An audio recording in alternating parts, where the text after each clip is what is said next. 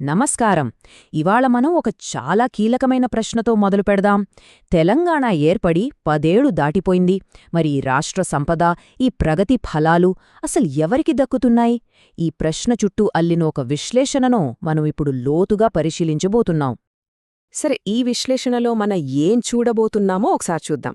ముందుగా అసలు తెలంగాణ ఉద్యమం వెలకున్న అసలు వాగ్దానమేంటి? ఆ తర్వాత నీళ్లు, నిధులు, నియామకాలు, ఈ 3 అంశాల్లో ఏం జరిగిందని ఆర్టికల్ చెప్తోందో చూద్దాం.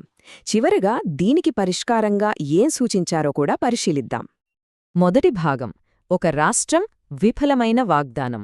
అసలు తెలంగాణ ఉద్యమ ప్రధాన వాదనలు ఏంటి, దాని తర్వాత ఏం జరిగిందని ఈ వ్యాసం చెప్తోందో చూద్దాం. రచయిత ఇక్కడ ఒక బలమైన మాటతో మొదలుపెట్టారు. తెలంగాణ మీకు, త్యాగాలు మాకు. ఈ మాట వెనక ఉన్న ఆవేదనేంటంటే, ఎంతోమంది త్యాగాలు చేస్తే దాని ఫలాలు కేవలం కొద్దిమందికే దక్కాయనేది ఈ వ్యాసం యొక్క మూలవాదన అన్నమాట. అసలు తెలంగాణ ఉద్యమం లక్ష్యమేంటి? అది కేవలం ఒక భౌగోళిక ప్రాంతం కోసం జరిగిన పోరాటం కాదు. దాని వెనుక ఒక స్పష్టమైన నినాదముంది: నీళ్లు, నిధులు, నియామకాలు. అంటే రాష్ట్ర వనరులు, సంపద, ఉద్యోగాలు అందరికీ సమానంగా అందాలనేది అసలు లక్ష్యం. ఇప్పుడు చూడండి, ఈ స్లైడ్ ఆ వాగ్దానానికి వాస్తవానికి మధ్య ఉన్న తేడాను రచయిత దృష్టిలో ఎలా ఉందో చూపిస్తోంది. ఒకవైపు అందరికీ నీళ్లు, నిధులు, ఉద్యోగాలనే హామీ. మరోవైపు ఈ ఆర్టికల్ ప్రకారం బహుజనులకు దక్కింది కన్నీళ్లు, నిరాశ, నిరుద్యోగం మాత్రమే అని చెప్తున్నారు. సరే, ఇప్పుడు ఆ 3 స్తంభాల్లో మొదటిదానికి వద్దాం: నీళ్లు.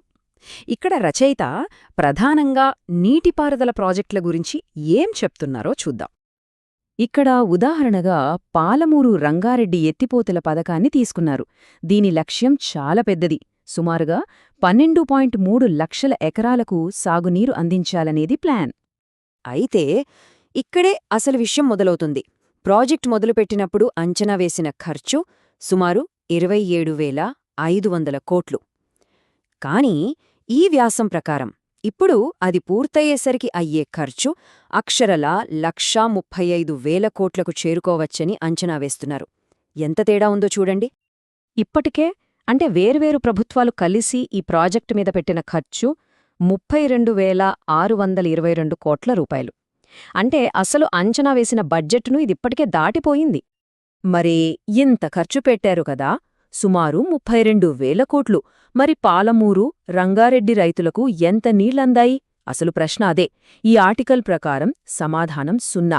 ఒక్క చుక్క నీరు కూడా పొలాలకు చేరలేదని ఈ వ్యాసం ఘంటాపథంగా చెప్తోంది. నీళ్ల తర్వాత ఇప్పుడు రెండో కీలక అంశం నిధులు. రాష్ట్ర బడ్జెట్ కేటాయింపులు, పంపిణీ విషయంలో ఈ వ్యాసం ఏం చెప్తోందో ఒకసారి చూద్దాం. గత 12 ఏళ్లలో, అంటే రాష్ట్రం ఏర్పడిన దగ్గర్నుంచి బడ్జెట్లు, అప్పుల రూపంలో తెలంగాణ ప్రభుత్వం ఖర్చు చేసిన మొత్తం ఎంతో తెలుసా? సుమారు 28 లక్షల కోట్ల రూపాయలు. ఇది చాలా పెద్ద మొత్తం. మరి ఈ డబ్బు ఎవరికి చేరింది? ఈ చార్ట్ చూస్తే రచయిత చెప్పాలనుకుంటున్న అసమానత స్పష్టంగా అర్థమవుతుంది. రాష్ట్ర జనాభాలో బీసీల వాటా 56% పైగా ఉంది. కానీ ఈ ఆర్టికల్ ప్రకారం రాష్ట్ర మొత్తం ఖర్చులో బీసీ కార్పొరేషన్కు దక్కిన వాటా కేవలం 1% లోపే. ఈ వ్యత్యాసమే ఇక్కడ కీలకమైన పాయింట్. మరికొన్ని ఉదాహరణలు చూద్దాం. ఎంబీసీ కార్పొరేషన్కు 10 ఏళ్లలో కేటాయించింది 4,900 కోట్లు అయితే వాస్తవంగా ఖర్చు చేసింది కేవలం 21 కోట్లు అని ఈ మూలం చెప్తోంది. అలాగే మొత్తం బీసీ బడ్జెట్ని చూస్తే 12 ఏళ్లలో 65,000 కోట్లకు పైగా కేటాయిస్తే ఖర్చు చేసింది మాత్రం 28,000 కోట్లే. అంటే కేటాయింపులకు ఖర్చుకు మధ్య భారీ తేడా ఉందని రచయిత వాదిస్తున్నారు. నీళ్లు, నిధులు.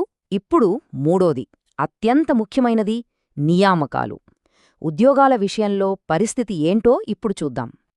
ఈ ఆర్టికల్ ప్రకారం ఉద్యోగాల విషయంలో పరిస్థితి చాలా నిరాశాజనకంగా ఉంది. ఇంటికో ఉద్యోగం హామీ నెరవేరలేదని, రాష్ట్ర నిరుద్యోగ రేటు జాతీయ సగటు కంటే ఎక్కువగా ఉందని ఈ వ్యాసం చెప్తోంది.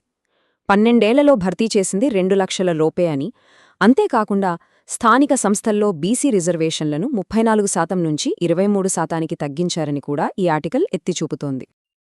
ఈ మాటల్లో ఉన్న ఆవేదనను గమనించండి. ఎమ్మెల్యేలు, ఎంపీలు, కాంట్రాక్టులు, పరిశ్రమలు అన్నీ మీకే. మాకు కేవలం నిరుద్యోగమే. అంటే అధికారం, సంపద, అవకాశాలు అన్నీ కొందరికే దక్కుతున్నాయి. మాకు మాత్రం అన్యాయం జరుగుతోందనే భావన దీనిలో బలంగా కనిపిస్తోంది. సరే, ఇన్ని సమస్యలు చెప్పిన తర్వాత ఈ వ్యాసం ఇక్కడితో ఆగిపోలేదు. దీనికి ఒక పరిష్కారాన్ని కూడా సూచిస్తోంది. అదే సామాజిక తెలంగాణ కోసం పిలుపు. అదెలాగో చూద్దాం. రచయిత ప్రతిపాదించిన మార్గం ఇది. మొదటగా బీసీ సమాజాన్ని ఒక రాజకీయ శక్తిగా ఏకం చేయడం. రెండవది, జనాభా ప్రాతిపదికన 42% రిజర్వేషన్లను డిమాండ్ చేసి అమలు చేయటం. మూడవది, రాష్ట్ర వనరులు అందరికీ సమానంగా అందేలా చూడటం. చివరిగా ఈ మార్పులన్నీ తీసుకురావటానికి రాజకీయ అధికారాన్ని సాధించడం. అసలు ఈ సామాజిక తెలంగాణ అంటే ఏంటి? రచయిత దృష్టిలో అది కేవలం ఒక భౌగోళిక రాష్ట్రం కాదు, అది ఒక ప్రజల రాష్ట్రం. ఎక్కడైతే సామాజిక న్యాయముంటుందో, వనరులు సమానంగా పంచుతారో, రాజకీయ అధికారం జనాభాను ప్రతిబింబిస్తుందో అదే నిజమైన సామాజిక తెలంగాణ అని ఈ వ్యాసం యొక్క సారాంశం.